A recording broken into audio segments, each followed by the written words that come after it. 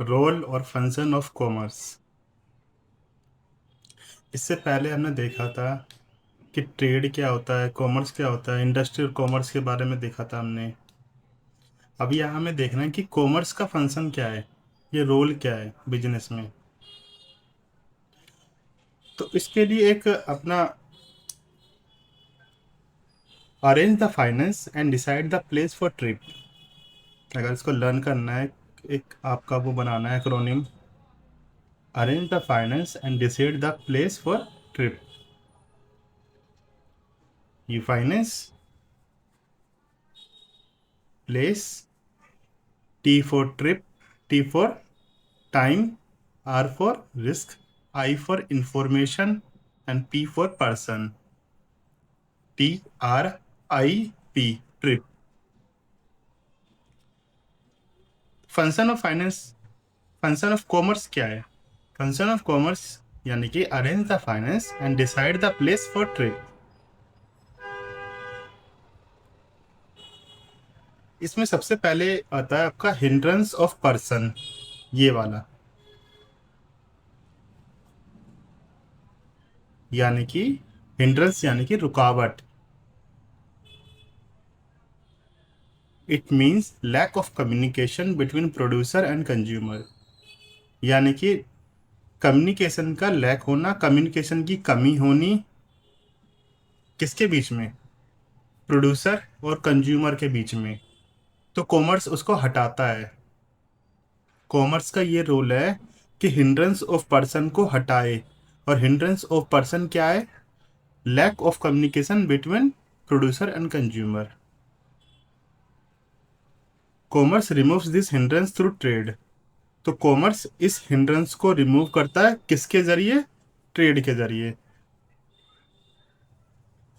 जब प्रोड्यूसर और कंज्यूमर के बीच में ट्रेड होगा तो लैक ऑफ कम्युनिकेशन तो अपने आप ही खत्म हो जाएगा। Trade provide an organized market where the buyer and seller can contact each other. Trade, व्यापार, आपको एक मार्केट प्लेटफॉर्म मुहैया करवाता है, किसके बीच में? वहां पर बायर और सेलर के बीच में, जहां पर वो दोनों एक दूसरे से कॉन्टेक्ट कर सकते हैं। For example, you want a one plus phone. अगर आप वन प्लस फोन को चाहते हो कि मेरे पास हो, पर वो तो चाइना में बनता है। तो अमेजोन एंड फ्लिपकार्ट, ये जो ई कॉमर्स प्लेटफॉर्म है, वो मदद करती है कि आपके दरवाजे तक वो फ़ोन पहुंच जाए, यानी कि आप तक वो फ़ोन पहुंच जाए। तो यहाँ पर हिंड्रेंस ऑफ पर्सन, पर्सन कौन है यहाँ पर? प्रोड्यूसर और कंज्यूमर। इनके बीच में जो कम्युनिकेशन गैप है, वो कौन ख़त्म करता है? Commerce, through trade. अब आता है hindrance of place. Hindrance occurs due to geographical separation between producer and consumer. जो प्रोड्यूसर और कंज्यूमर के बीच में गैप है जियोग्राफिकल सिचुएशन के हिसाब से, तो वो भी आपका कॉमर्स दूर करता है by transport. Commerce removes this problem by means of transport, यानी कि कॉमर्स हेल्प करता है कि जो प्रोड्यूसर ने सामान बनाया, वो चाहे कंज्यूमर कितना भी दूर बैठा हो उस तक पहुंचा देगा बाय मींस ऑफ ट्रांसपोर्ट। यानी मान लो अगर कश्मीर में सामान बन रहा है, तो ट्रांसपोर्ट के थ्रू हम कन्याकुमारी तक सामान पहुंचा सकते हैं। Kashmir to Kanyakumari. Transport available है, जो कि कॉमर्स का ही एक फंक्शन है। जब भी तो आप प्रोड्यूसर और कंज्यूमर के बीच में ज्योग्राफिकल गैप खत्म कर सकते हो। Transportation transportation helps in moving goods from the place of production. Transportation मदद करता है गुड्स की मूवमेंट में, कहाँ से लेकर कहाँ तक? From the place of production, जहाँ पर वो सामान बना है, गुड्स बना है, to the market for sale, और जहाँ पर वो सेल हुआ है वहाँ तक। For example, apples are grown in Himachal. Apple कहाँ उगते हैं? हिमाचल में उगते हैं, कश्मीर में उगते हैं। But sold in Delhi via transport companies. तो ये जो ट्रांसपोर्ट कंपनियां हैं, ट्रांसपोर्ट हो रहा है, जभी तो आप एप्पल को कंज्यूम करना पॉसिबल है। ये ट्रांसपोर्टेशन नहीं होता, मूवमेंट ऑफ गुड्स नहीं होती, तो कहाँ से पॉसिबल था कि आप कश्मीर और हिमाचल के एप्पल को कंज्यूम कर सको?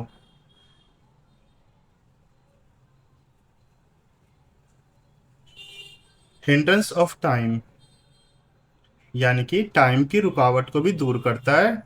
It occurs due to the time gap between production and consumption of goods.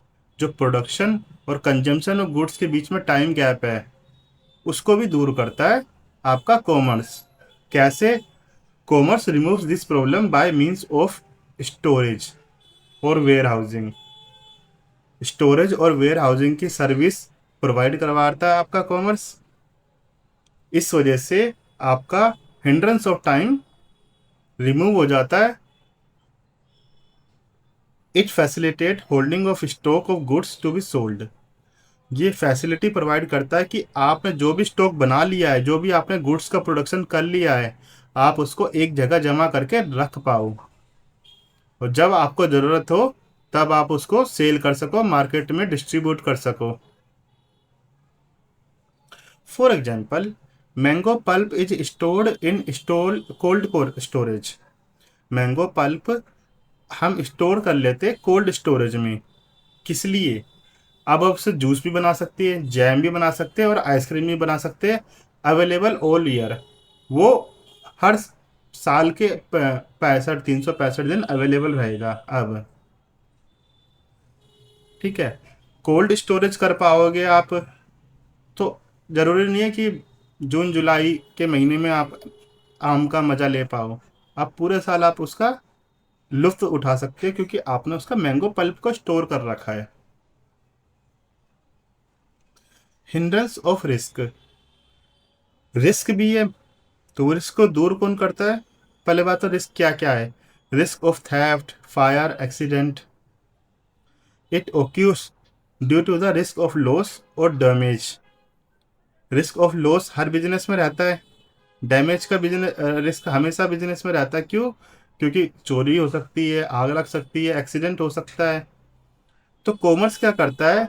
It creates uncertainty for producer, seller and even for customer. तो कॉमर्स रिमूव करता है this hindrance of risk through insurance. Commerce आपको insurance की service provide करवाता है, जिससे ये risk हट जाता है। Transport truck meet with an accident but good are insured, no tension. अगर ट्रांसपोर्टिंग के टाइम पे ट्रक का एक्सीडेंट हो जाए, पर आपके जो सामान है, गुड्स है, वो इंश्योर्ड है, तो नो टेंशन आपको, क्योंकि आपके गुड्स के इंश्योरेंस हो रखा है। कल को आग लग जाए गुड्स में, वेयर हाउसिंग में रखी है ना, स्टोरेज में रखी है, और गुड्स में कल को कुछ भी चोरी हो जाती है गुड्स, या फायर हो जाती है, तो आपको इंश्योरेंस जो है वो सेफ्टी प्रोवाइड करवाता है, और रिस्क ऑफ डैमेज और रिस्क ऑफ लॉस को हटाता है। इसको ही हम बोलते हैं hindrance of risk. Hindrance of finance, finance की रुकावट को कॉमर्स कैसे दूर कराता है? इसका मतलब होता है it occurs due to the requirement of capital. Capital की रिक्वायरमेंट को ही हिंड्रेंस ऑफ फाइनेंस बोलते हैं। Commerce addresses this obstacle through banking and financial institution. तो कॉमर्स इन इस रुकावट को कैसे दूर करता है? बैंकिंग और फाइनेंशियल इंस्टीट्यूशन के द्वारा इस रुकावट को दूर करता है। कैपिटल की, पूंजी, पैसे की रुकावट को दूर करता है। These institution supply the necessary capital to support various activities. कौन से इंस्टीट्यूशन की बात हो रही है यहाँ पर? ये बैंकिंग और फाइनेंशियल इंस्टीट्यूशन क्या करते हैं? Supply the necessary capital to support various activities.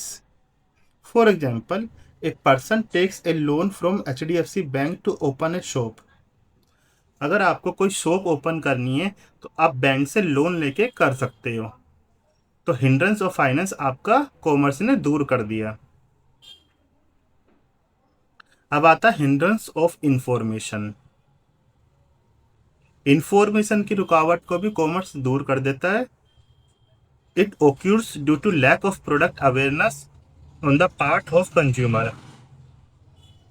इसका यह मतलब है कि अगर किसी कंज्यूमर को प्रोडक्ट के बारे में नॉलेज नहीं है, प्रोडक्ट के बारे में अवेयरनेस नहीं है, तब आपका हिंड्रेंस ऑफ इंफॉर्मेशन ओक्यूर होता है। हिंड्रेंस ऑफ इंफॉर्मेशन आपका खड़ा होता है, ये आपका क्रिएट होता है, इसको दूर करता है हमारा कॉमर्स। तो commerce eliminate this challenge through advertisement. Advertisement के थ्रू इसको खत्म कर देता है, अवेयरनेस बढ़ाता है कंज्यूमर के बीच में प्रोडक्ट के बारे में। Advertising educate consumer about the goods and services available in the market. Advertising या एडवर्टाइजमेंट क्या करता है? एजुकेट करता है कंज्यूमर को, किसके बारे में? About the goods and services में, जो भी मार्केट में अवेलेबल है। जैसे a new cafe uses Instagram ad to attract college student nearby. जैसे आपका एक नया कैफे आपने खोला, तो वो कैसे अपना प्रचार करेगा? वो यूज करेगा इंस्टाग्राम ऐड को, जिससे कॉलेज स्टूडेंट आसपास के अट्रैक्ट होते हैं। टीवी पे ऐड आती है अपना प्रोडक्ट की जानकारी देने के लिए। तो ये सब हिंड्रेंस ऑफ इंफॉर्मेशन है, जो कि एडवर्टीजमेंट के थ्रू रिमूव कर दी जाती है। अब हम देखते हैं ब्रांचेस ऑफ कॉमर्स, कि कॉमर्स की ब्रांच कितनी है। तो इसमें सबसे पहले तो आपका ट्रेड आता है, और दूसरा आता है आपका ऑक्सिलरी टू ट्रेड, जिसे हम एड्स टू ट्रेड भी बोलते हैं। ट्रेड मतलब क्या होता है? Trade, it involves buying and selling of goods and services for profit motive.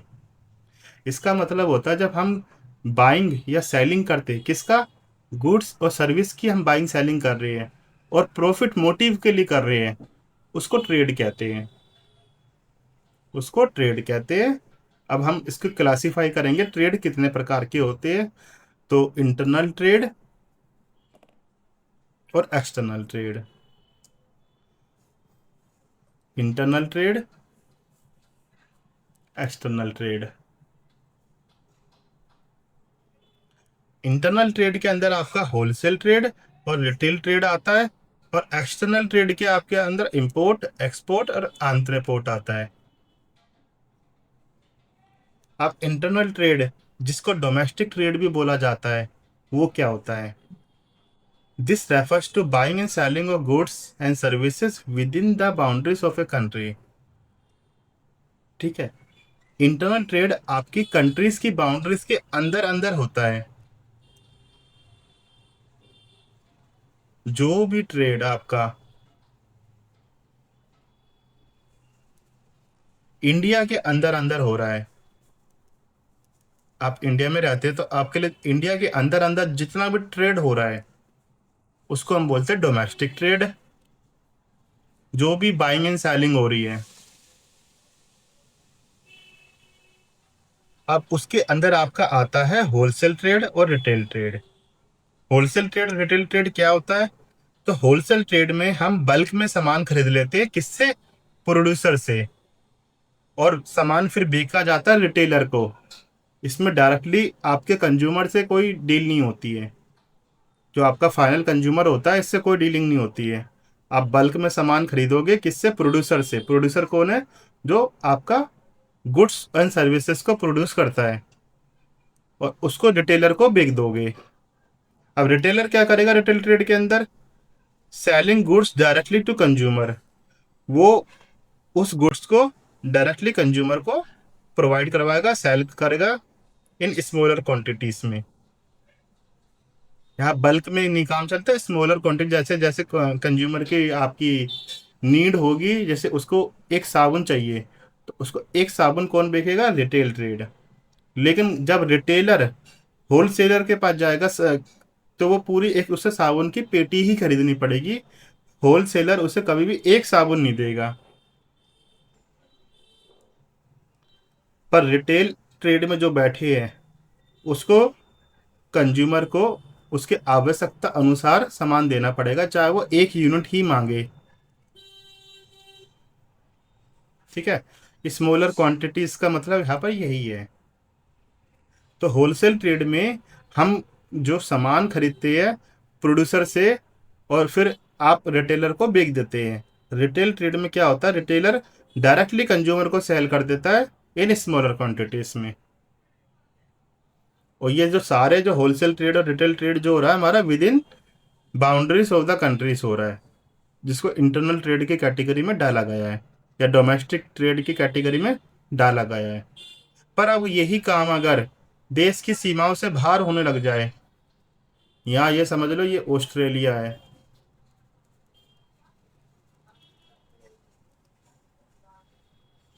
ठीक है, और यहाँ तो है अपना ये श्रीलंका। ऑस्ट्रेलिया मेरे ख्याल से इधर है थोड़ा, मैंने ऊपर बना दिया। एक्सटर्नल ट्रेड, जिसको हम फॉरेन ट्रेड भी बोलते हैं, this involves trade between two और मोर कंट्रीज। इसमें जब दो और या दो से ज़्यादा कंट्री एक दूसरे के बीच में ट्रेड कर रही हो, बाइंग एंड सेलिंग हो रहा हो, तो वो एक्सटर्नल ट्रेड के बीच में आती है। यानी कि इंडिया ऑस्ट्रेलिया को सामान बेच रही हो और ऑस्ट्रेलिया इंडिया को सामान बेच रहा हो।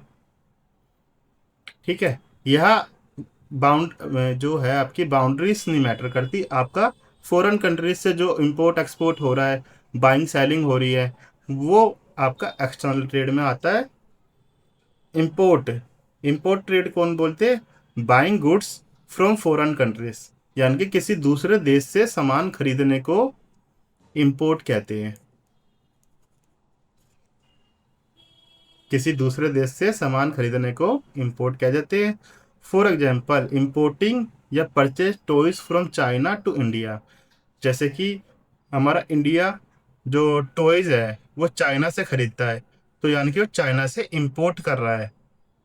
ठीक है, जो कि अपना एक्सटर्नल ट्रेड या फॉरेन ट्रेड की कैटेगरी में आता है। अब ऐसी एक्सपोर्ट क्या होता है, तो selling goods to foreign countries, for example exporting या sale of tea from India to Japan. ठीक है, यानी कि एक्सपोर्ट मतलब सेल करना टू अदर कंट्री, और इंपोर्ट मतलब परचेज करना फ्रॉम अदर कंट्री। एक्सपोर्ट मतलब अपना सामान बेचना किसी दूसरे देश को, और इंपोर्ट करना कि उनका सामान खरीदना अपना और अपने देश में लाना।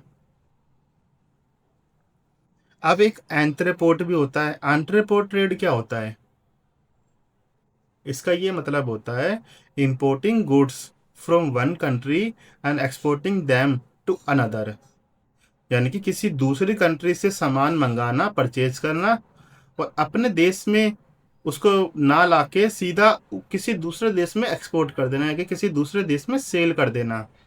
इसका एग्जांपल देता हूं मैं।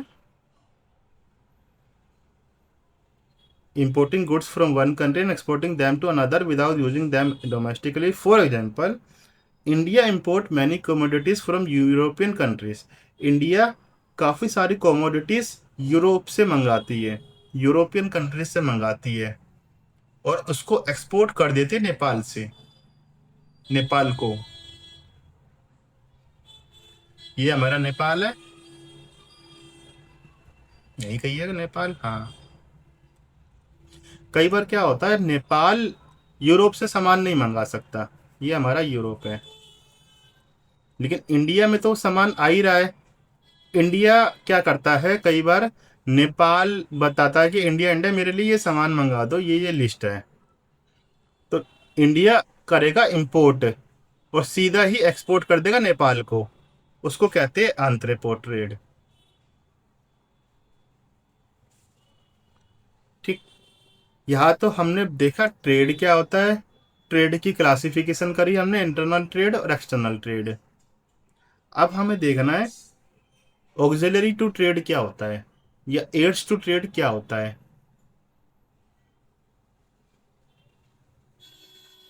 Auxiliary to trade, aids to trade are the supporting services that helps in the smooth flow of goods.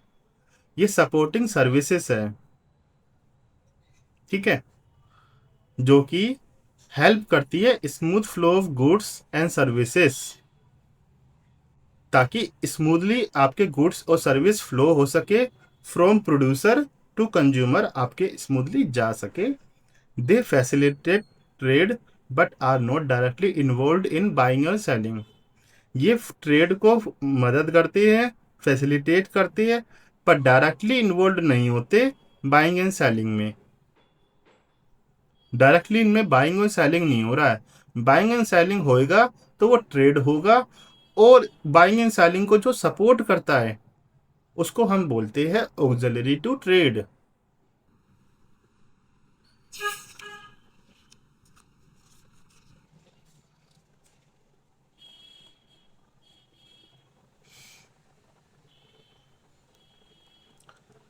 इसमें आपका क्या क्या आता है? सबसे पहला तो इसमें आता है आपका transport, banking, insurance, warehousing, advertising और कम्युनिकेशन। ये सारी सपोर्टिव सर्विसेज है जो कि ट्रेड को सपोर्ट करती है।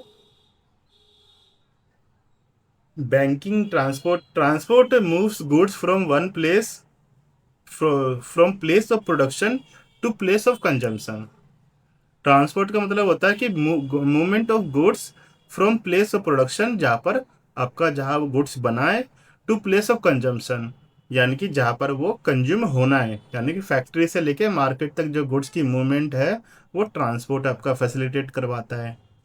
बैंकिंग प्रोवाइड फाइनेंशियल सपोर्ट यानी कि पैसा, like loans, credit and payment facilities को भी आपका बैंकिंग देता है। It removes hindrance of finance, और आपका हिंड्रेंस ऑफ फाइनेंस को रिमूव करता है, जो कि हमने देख लिया है। हिंड्रेंस ऑफ फाइनेंस आपका बैंकिंग के थ्रू ही रिमूव होता है। इंश्योरेंस प्रोटेक्ट अगेंस्ट रिस्क, ये रिस्क से आपका प्रोटेक्ट करता है, जैसे कि चोरी हो जाना, आग लग जाना, एक्सीडेंट हो जाना। It removes hindrance of risk, ये रिस्क का जो हिंड्रेंस है, रिस्क की या रुकावट लगा लो, उसको रिमूव करता है insurance. Warehousing stores goods safely until they are needed, goods को ये सेफली स्टोर करता है जब तक उनकी जरूरत ना हो। It removes hindrance of time. Advertising promotes product and create awareness, awareness create करता है किसके बीच में? कंज्यूमर के बीच में। It removes hindrance of information. Communication facilitate exchange of information between buyer and seller, for example telephone facilities। ये facilitate करवाता है, इंफॉर्मेशन का एक्सचेंज होता है किन किन के बीच में? बायर और सेलर के बीच में, जिसका एग्जांपल है टेलीफोन फैसिलिटीज। तो ये सारी चीजें आपके थी एड्स टू ट्रेड। अब हम देखते हैं बिजनेस रिस्क क्या होता है। बिजनेस का risk, business risk refers to the possibility of losses और inadequate profit in business. Business risk का मतलब है कि लॉस की पॉसिबिलिटी, लॉस हो जाने की संभावना, या फिर कम प्रॉफिट कमाने की संभावना, इनएडुकेट प्रॉफिट होना की संभावना, किसके अंदर? बिजनेस के अंदर। और किस कारण? ड्यू टू अनसर्टेनिटीज और अनएक्सपेक्टेड इवेंट, यानी कि अनिश्चितता के कारण जो हमारे को एक पॉसिबिलिटी रहती है लॉस हो जाने की या कम प्रॉफिट कमाने की, उसको हम बोलते हैं बिजनेस रिस्क। उसको कहा जाता है बिजनेस का risk. It means the chance that A business में नॉट अर्न इनफ प्रॉफिट और में इवन सफर ए लॉस। इसका ये मतलब होता है कि बिजनेस का एक चांस होता है कि वो इनफ आपका नहीं कमा पाए प्रॉफिट को, और इवन सफर है लॉस, और लॉस भी सफ़र कर सकता है। For example fall in demand, demand में गिरावट हो गई, या कंज्यूमर का टेस्ट प्रेफरेंस ही बदल गया, चोरी हो गई, आग लग गई, ये सारे रिस्क है। ये सारे अपने अपने एक प्रकार के रिस्क है। अब टाइप्स क्या होते हैं बिजनेस रिस्क के? तो इसमें दो टाइप्स आते हैं आपका, स्पेक्युलेटिव रिस्क और प्योर रिस्क। स्पेक्युलेटिव रिस्क क्या होता है? चांस ऑफ प्रॉफिट और लॉस, जिसमें आपका चांस होता है या तो प्रॉफिट होगा या लॉस होगा। ठीक है, या तो प्रॉफिट होगा या लॉस होगा। For example, investing in new product, नए प्रोडक्ट के अंदर इन्वेस्ट करना भी आपका एक स्पेक्युलेटिव रिस्क है। या तो वो आपको नया प्रोडक्ट जो भी आपने इन्वेस्ट करा उसमें, या तो आपको बहुत पैसा बना के देगा या फिर आपको नुकसान करा देगा। जितना पैसा आपने उसमें लगाया है वो आपका पैसा डूब जाएगा। या दोनों संभावना होती है आपकी होने की, या तो प्रॉफिट होगा या लॉस होगा। पर आपका प्योर रिस्क क्या होता है? Only possibility of loss. लो जी, इसमें तो सिर्फ लॉस ही होना है, कोई भी पॉसिबिलिटी नहीं है आपकी कि प्रॉफिट कहीं से भी आपको दिख जाए। नो चांस ऑफ गेन, कोई गेन का चांस नहीं है, जैसे कि आग लगने पर और या चोरी हो जाने पे। ये आपका प्योर रिस्क में आता है। आग लग जाएगी तो कोई चांस है कि प्रॉफिट हो जाएगा? चोरी हो जाएगी तो कोई चांस है प्रॉफिट हो जाएगा? तो ये सारे ऐसे रिस्क है जो कि प्योर है, ये सिर्फ नुकसान देके जाएंगे, ये कोई प्रॉफिट नहीं देंगे।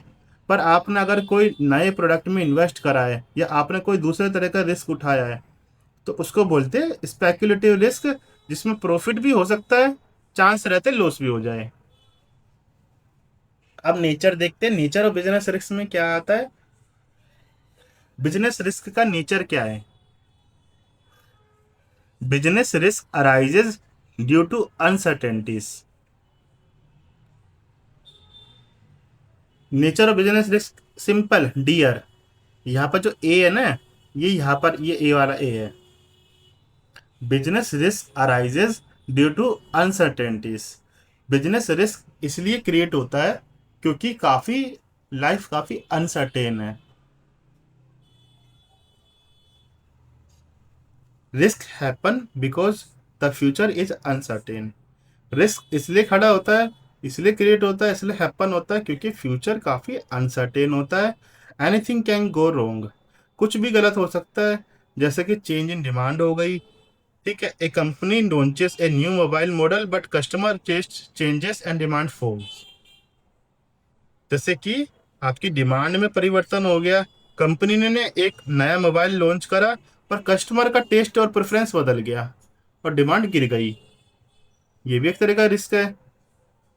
गवर्नमेंट की पॉलिसी बदल गई, सडन इंक्रीज इन जीएसटी हो गया या बैन लग गया किसी प्रोडक्ट पे, तो वो भी एक तरह का रिस्क है। Competition, a new competitor enters the market and capture customer. ये भी एक तरह का रिस्क है। जो जियो आया था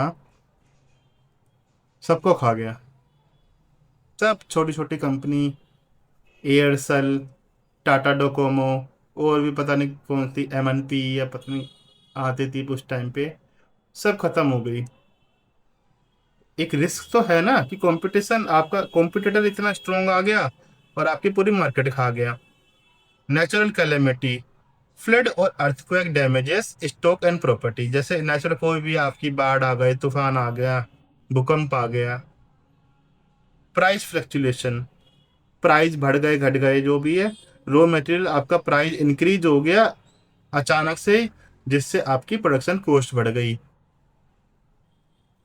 तो business risk arises due to uncertainties, यानी कि कुछ भी हो सकता है फ्यूचर में। अनसर्टेनिटीज यानी कि कोई भी निश्चित चीज नहीं है, कुछ भी 100% प्रूफ नहीं है। ये सब चीजें तो सबके साथ है। ये तो हम प्रोड्यूसर पॉइंट ऑफ व्यू से देख रहे हैं, लाइफ में लाइफ सबकी अनसर्टेन है। आज हम 1 मिनट बाद का नहीं कह सकते कि क्या हो जाए। इसलिए बिजनेस रिस्क अराइज होता है क्योंकि अनसर्टेनिटीज हमेशा रहती है।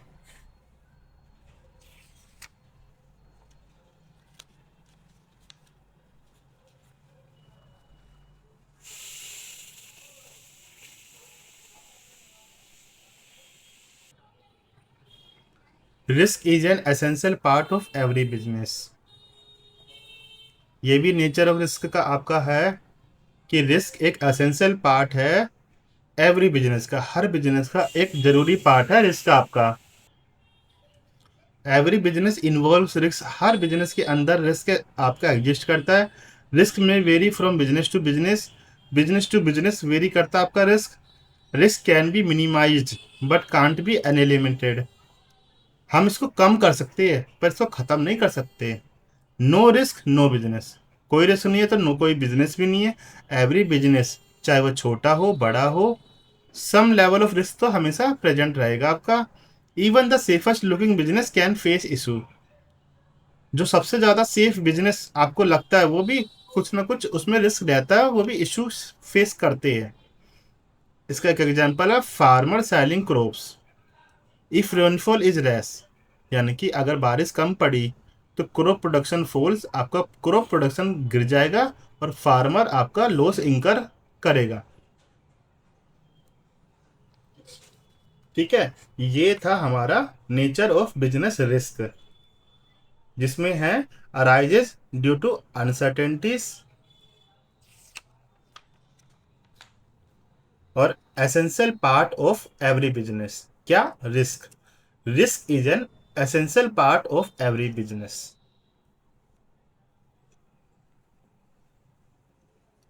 थर्ड है degree of risk.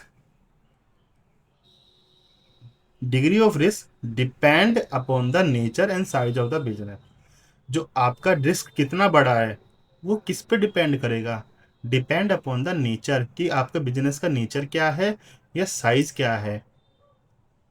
Nature of business, एक grocery shop has a less risk, एक जो किराने की दुकान है उसके कम रिस्क है, because food item are essential and always in demand, क्योंकि खाने पीने की चीज़ें तो देखो एसेंशियल, आपके एसेंशियल गुड्स में आती है, हमेशा उसकी डिमांड रहेगी, कभी गिरेगी नहीं। कोरोना के टाइम पे भी ये आपका ऐसी दुकानें बंद नहीं हुई थी। इसमें आपका आता है लो डिग्री ऑफ रिस्क। लेकिन उसी के अपोजिट एक लग्जरी कार शोरूम वाला है, मर्सिडीज BMW बेच रहा है, तो वो सबसे ज़्यादा रिस्क में होता है, क्योंकि कस्टमर में not always bye expensive car, क्योंकि कई बार कस्टमर ये नहीं है कि हमेशा आपके एक्सपेंसिव कार के लिए ही रहेंगे खरीदने के लिए। सो एक लग्जरी कार शोरूम वाले पे ज़्यादा रिस्क रहता है, क्योंकि कस्टमर हमेशा कोई एक्सपेंसिव कार नहीं खरीदेंगे, तो ये इनका रिस्क ज़्यादा है। कोविड के दौरान एक ग्रोसरी शॉप को खुला रहना चाहिए था, एक लग्जरी कार शोरूम को खरीद गवर्नमेंट आपका खुला छोड़ती? ऑब्वियस बात है, एक ग्रोसरी शॉप आपकी फिर भी ओपन रहती, क्योंकि वो एसेंशियल गुड बेच रही है और ये लग्जरी सामान बेच रही है। तो इसमें आपका नेचर जो बिजनेस का है वो भी डिपेंड करता है पर रिस्क कितना बड़ा होगा। साइज ऑफ बिजनेस, आपका बिजनेस का साइज क्या है उस पर भी रिस्क डिग्री आपकी डिपेंड करती है। जैसे कि एक स्ट्रीट फूड वेंडर, एक ठेले वाला सिर्फ 5,000 रुपये लगाता है, अगर उसको लॉस होता है तो वो काफ़ी छोटा है, काफ़ी छोटी बात है, हो गया कोई बात नहीं। लेकिन एक 5 स्टार रेस्टोरेंट का ओनर 50 लाख लगाता है या 5 करोड़ रुपए लगाता है, और अगर कस्टमर नहीं आए और वो लॉस फेस करता है, तो उसका डिग्री ऑफ रिस्क कितना हाई है ना? है ना? तो यही बात है कि आपका बिजनेस का साइज क्या है उस पर भी डिग्री ऑफ रिस्क आपका डिपेंड करता है। So the risk is depend on product type and market demand, product का टाइप या मार्केट की डिमांड कैसी है उस पे आपका रिस्क डिपेंड करता है कि कितना रिस्क है। Fourth point, profit as a reward for risk bearing. Profit आपका रिवॉर्ड है, जो आपने रिस्क झेला है ना, रिस्क उठाया है, उसका उसके लिए वो रिवॉर्ड है। Profit is the compensation a businessman gets for risk taking. तो प्रॉफिट आपका एक कंपनसेशन के रूप में काम करता है, जो कि बिजनेसमैन बेयर करता है, टेक करता है।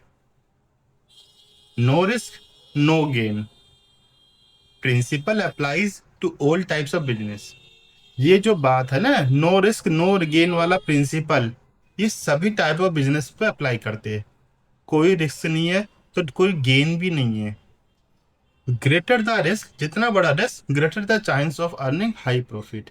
ये भी बात है कि जितना बड़ा रिस्क होगा आपका, उतना ही चांस होंगे कि आप मोटा मुनाफा कमा जाओ। ठीक है। अब यहाँ पर जैसे एक हम एग्जांपल लेते हैं ग्रोसरी शॉप वाले पे। इसका भले ही लो डिग्री ऑफ रिस्क है, पर ये कितना कमा लेगा साल भर में? जितना एक एक्सपेंसिव कार बेचने वाला कमा लेगा उसके मुकाबले नहीं कमा सकता। इसमें कमाई आपकी ज़्यादा है, प्रॉफिट मार्जिन ज़्यादा है। एक एक कार आपको 10-10 लाख 20-20 लाख का मुनाफा दे सकती है। भाई 2-2 करोड़ की कार बेच रहे हो, तो उसमें आपका 10% तो मार्जिन रखो, तो 20 लाख रुपए तो ऐसे ही हो गए। महीने में आपने 4-5 कारें बेच दी तो करोड़ रुपए तो आपने ऐसे ही बना लिए। इसमें आप ज़्यादा से ज़्यादा कितना, क्योंकि डिग्री ऑफ रिस्क कम है, तो आपका इतना मोटा प्रॉफिट कमा लेना 1-1.5 करोड़ रुपए, इतना इस पॉसिबल नहीं है हर किसी के लिए। कोई 100 में से 1% ही कमा पा रहे होंगे इतना मोटा, वरना इतना पॉसिबल नहीं होता। जिसमें रिस्क डिग्री भी कम हो और प्रॉफिट मार्जिन भी ज़्यादा हो, ऐसा नहीं होता। जहाँ पर ज़्यादा रिस्क होगा, हायर डिग्री ऑफ रिस्क होगा, वहीं पे प्रॉफिट मार्जिन भी ज़्यादा होते हैं। तो ये इस बात पे, greater the risk greater the chance of earning high profit. For example, new restaurant, a person invest money to open a restaurant. If it becomes popular, अगर वो पॉपुलर हो जाता है, ही अर्न्स हाई प्रॉफिट, वो मोटा पैसा कमा जाएगा। That profit is the reward for risk taking the risk of investment. तो वो प्रॉफिट उसका रिवॉर्ड है जो उसने रिस्क को बेयर करा है। Farmer, a farmer grow crop even though there is risk of bad weather. एक किसान अपनी क्रॉप उगाता है, जब भी उगाएगा वो जब खराब मौसम की संभावना भी है। अगर रेनफॉल आपकी अच्छी हुई तो वो आपका प्रॉफिट कम आ जाएगा। Causes of business risk, business risk क्यों कॉज होता है, क्या कारण है बिजनेस रिस्क के बन जाने के? अभी हमने देखा नेचर ऑफ बिजनेस रिस्क, अब हम देखेंगे कारण क्या है बिजनेस रिस्क के। ये सब नेचर थे। Degree of it depends upon the nature and size of the business. Profit for risk take reward for risk bearing, essential part of every business। और आपका arises due to uncertainties। लेकिन अब हम देखेंगे causes क्या है, इसके कारण क्या है बिजनेस रिस्क के क्रिएट होने के। तो सबसे पहले आपका प्राकृतिक causes, प्राकृतिक कारण, नेचुरल causes जिसे बोलते हैं। Flood, earthquake, heavy rainfall, fire, सूखा पड़ जाना, है ना। A flood destroy factory stock and building, अगर बाढ़ आ गई तो आपकी फैक्ट्री का माल भी खराब हो सकता है, बिल्डिंग भी आपकी काफ़ी डैमेज हो सकती है। भूकंप आ गया तो आपकी बिल्डिंग को काफ़ी डैमेज पहुंचेगा।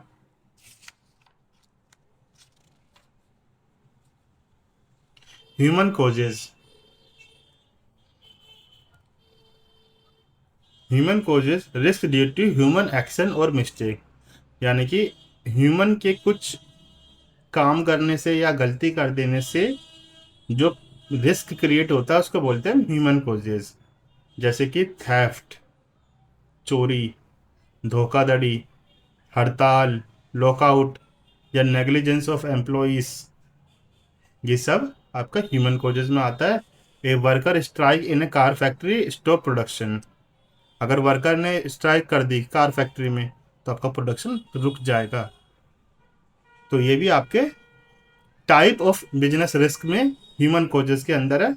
अब economic causes, risk due to economic and market condition, कोई मार्केट कंडीशन में जो फेरबदल आ गया उसमें जो आपके रिस्क क्रिएट हुआ।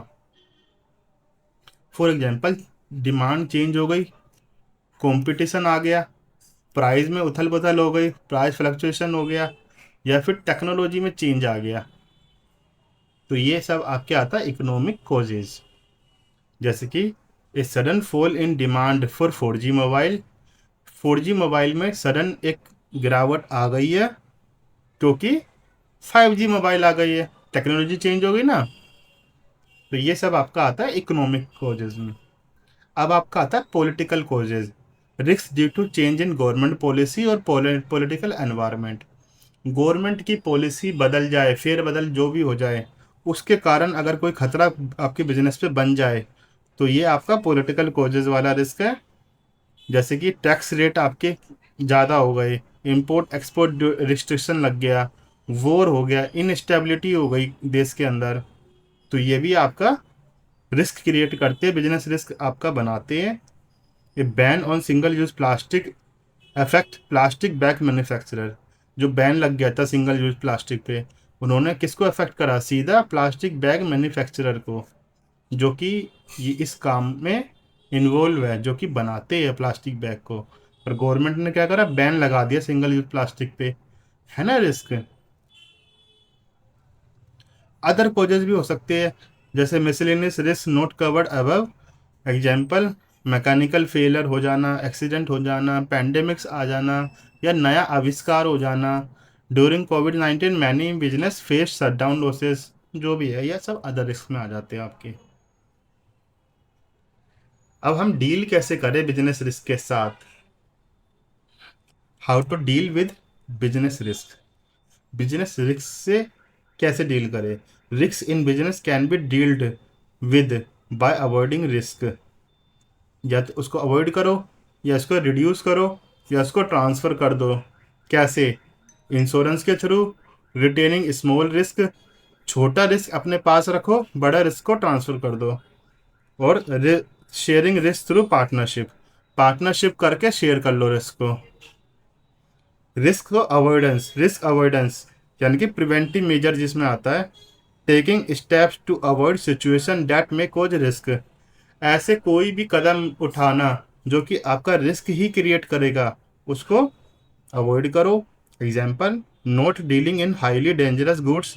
ऐसे किसी बिजनेस में आप इन्वॉल्व भी मत हो जहाँ पर ज़्यादा खतरा हो, हाई डिग्री ऑफ रिस्क हो।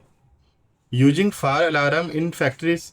आप फायर अलार्म भी यूज कर सकते हो फैक्ट्री में, जो कि आपके फायर प्रोटेक्शन देंगे। रिस्क रिडक्शन, यानी कि मिनिमाइज रिस्क, मिनिमाइजिंग करना रिस्क को। और वो कैसे कर सकते हैं हम?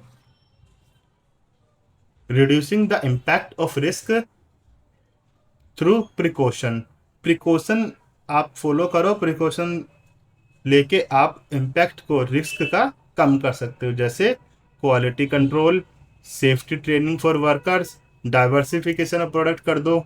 एक प्रोडक्ट आपका फेल होगा, या एक प्रोडक्ट पे कोई भी आपकी बात आती है, बैन होता है, तो दूसरा प्रोडक्ट तो है ही, है ना। वर्कर को सेफ्टी ट्रेनिंग दो, और क्वालिटी पे कंट्रोल करो।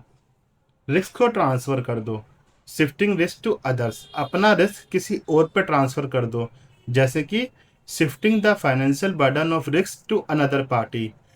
इंश्योरेंस लेके रिस्क को ट्रांसफ़र कर दिया, अब जो हमारा रिस्क है वो इंश्योरेंस कंपनी को हमने ट्रांसफ़र कर दिया। Fire insurance, theft insurance, marine insurance, इसके एग्जाम्पल है। Risk retention, self bearing, when risk are small और अनअवॉइडेबल। अगर कोई रिस्क छोटा है और जिसको अवॉइड नहीं कर सकते, तो बिजनेस बियर दैम सेल्व्स, तो बिजनेस को उसको खुद उठाना चाहिए। एग्जाम्पल, ए शॉपकीपर में bear the loss of a few spoiled goods instead of ensuring them.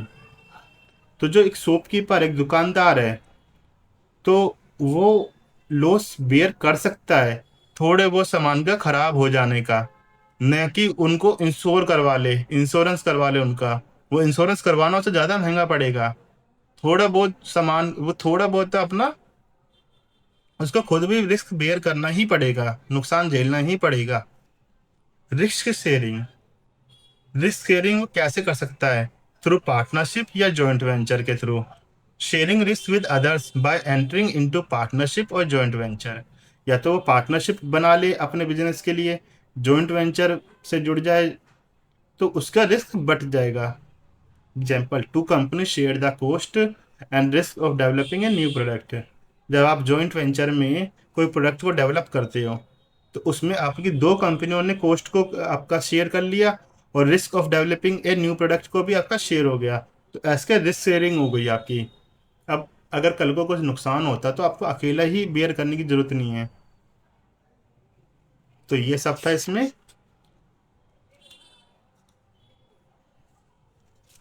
इसके आगे का करेंगे हम नेक्स्ट क्लास में।